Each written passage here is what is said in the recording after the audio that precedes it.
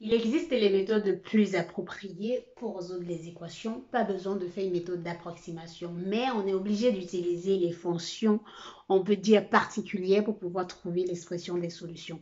Dans cette vidéo, nous allons faire la résolution de l'équation 2 puissance x plus 1 égale à 0.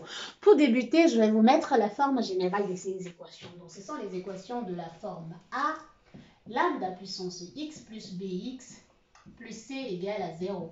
Donc, la résolution de cette équation, on commence d'abord par calculer un certain delta ou donc un delta qui est représenté par delta égale à a divisé par b, lambda puissance moins c divisé par b.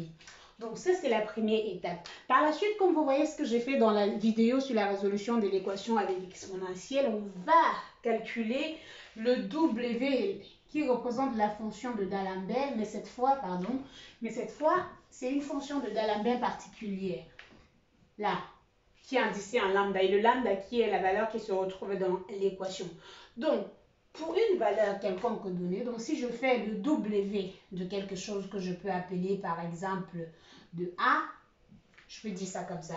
Alors, le W par exemple de A est tout simplement égal à W. Vous voyez déjà W, cette fois qui représente la fonction de D'Alembert, donc le W de cette chose-là est tout simplement égal à A. Bon, c'était un peu maladroit de mettre la même valeur de A, donc on peut mettre un grand A. C'est égal à W de grand A, ln de lambda, divisé par ln de lambda. Donc, voilà comment est-ce qu'on calcule. Et la solution de cette équation est tout simplement donnée par x égale à moins w de lambda de delta, le delta qui est calculé là, moins c divisé par b. Donc, voilà, c'est comme ça que cette solution est calculée. Mais étant donné que le w de ça serait donc égal, donc en considérant qu'on prend notre lambda, on aura une solution qui est de la forme moins, là je remplace, w qui est là la fonction de D'Alembert, de delta ln de lambda divisé par ln de lambda moins c divisé par b. Donc, voilà la solution de cette équation. Mais maintenant, ce qu'il faut garder en tête, c'est que cette solution dépend de la valeur de ça. Parce que vous vous rappelez, dans la vidéo, j'ai parlé de lambda, de W qui est la fonction de lambda. Cette fonction de D'Alembert admet deux branches, W0 et W moins 1. Et W0 est défini sur l'intervalle si x est supérieur à moins 1 sur E. Et celui-là est défini si x appartient à moins 1 sur E et 0. Bon, là, je pense que c'est ouvert ou fermé. Mais de toutes les façons, W de moins 1 est défini de l'intervalle moins 1 à 0. Et W0 est défini de l'intervalle, pardon, moins 1 sur E à plus l'infini.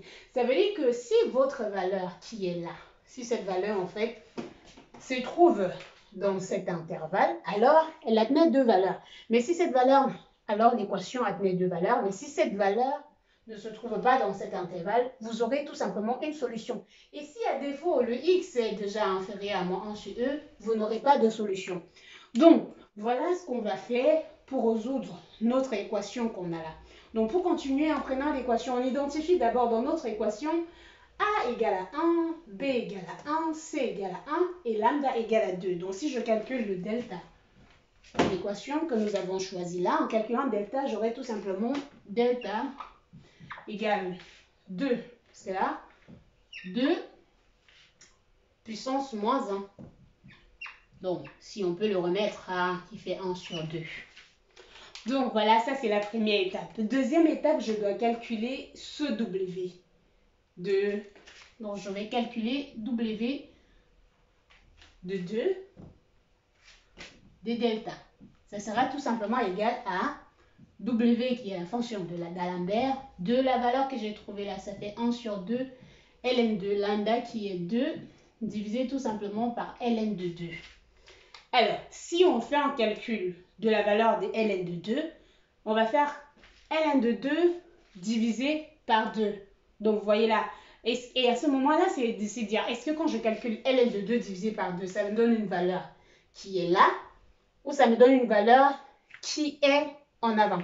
Alors, ça, c'est très facile. Vu que ln de 2 n'est pas situé dans l'intervalle 0, 1, disons ouvert là. Alors, on sait que ln de 2 est positif. Donc, le W qui est là, la valeur qui est là dans W est positive. Et par conséquent, ne se trouve pas dans cet intervalle. Ça veut dire que la seule solution sera calculée avec le W des 0. Et donc, si je veux calculer la solution de mon équation, ça fait tout simplement le X qui est égal, on peut le mettre X0, et qui est égal à moins W0.